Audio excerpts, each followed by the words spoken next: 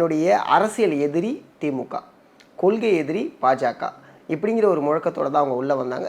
இப்போ வரைக்குமே அந்த முழக்கம் செயல்பட்டுக்கிட்டு இருக்குன்னு நினைக்கிறேன். நிறைய பேர் கருத்து சொல்ல ஆரம்பிச்சிட்டாங்க. என்ன அப்படின்னா, நீங்கள் வந்து பிஜேபி கிட்ட போயிட்டீங்க அப்படின்னா கொள்கை எதிரின்னு சொல்கிறீங்கல்ல அப்படிங்கிற கேள்வி மக்கள் கேட்குறாங்க. இதை பிஜேபி எப்படி பார்க்குது அண்ட் டிவி கேட்குது எந்த அளவுக்கு மைனஸாக இருக்கும்? இந்தியாவிலே எழுதப்பட்ட போர்த்திறன் நூல்னா எது?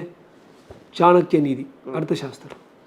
அந்த அர்த்தசாஸ்திராலே சொல்லுது, உனக்கு 2 எதிரிகள் இருந்தால் எந்த எதிரி உன்னால் வந்து அழிக்க முடியுமோ முதல் அந்த எதிரியோடைய சண்டை போடு. ஓகே. அப்புறம் அந்த எதிரியுடைய படைகள், அந்த எதிரியுடைய குதிரைகள் அதான் பக்கம் எடுத்துகிட்டு அப்புறம் நீ பெரிய ஆளோட போய் சண்டை போடுன்னு சொல்லியிருக்கு. ஓகே.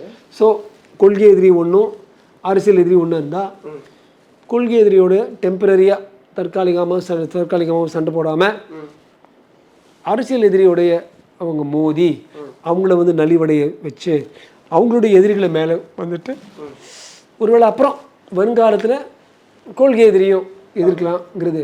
கொள்கை எதிரின்னு சொல்லிட்டா ஒருத்தர் பிடிக்காதுன்னு சொன்னால் எல்லாரும் உடனே போய் சண்டை போடணுமா, 2 பக்கம் சண்டை போடணுமான்னு யோசிச்சிங்கன்னா அது வந்து ரொம்ப வீக் ஆகிடும்.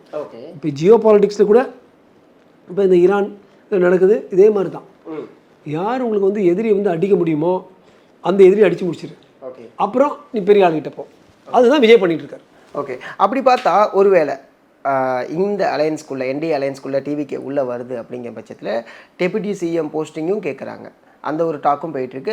இவங்க சைட்லேருந்து இல்லை சிஎம் எங்களுக்கு வேணும் அப்படிங்கிற ஒரு டாக் ஒரு டாக் வந்துக்கிட்டே இருக்குல்ல. இப்போ டெப்டி சிஎம் சைட்லேருந்து, அதாவது இங்கே வந்து டெப்டி சிஎம் தரோம் அப்படிங்கிற இது சொன்னாலும் இல்லை எங்களுக்கு வந்து முதல்வர் சீட்டு தான் வேணும், அதுதான் வேணும் அப்படிங்கிற ஒரு டாக் வந்து டிவிகே சைட்லேருந்து சொல்கிறதா ஒரு பரவலான செய்தி வந்துக்கிட்டே இருக்குது.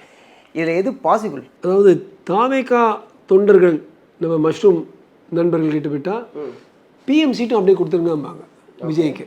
பிஎம்மு, பிரசிடென்ட் ஆஃப் யூஎஸ்ஏ எல்லாமே கொடுத்துரு. ஏன்னா அவங்களுக்கு வந்து ஒரு கிரேஸ், விஜய் அண்ணா எல்லாம் வேணும்னு. அது வந்து பசங்களுடைய ஒரு ஈர்ப்பு.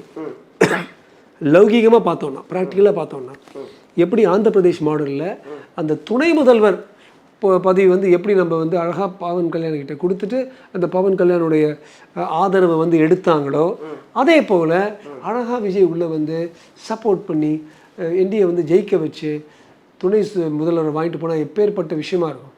வேறு யாருமே முதல் பவன் கல்யாணுக்கு 10 வருஷம் ஆச்சு.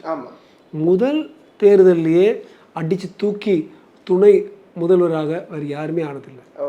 ஸோ நல்ல வாய்ப்பு இருக்குது.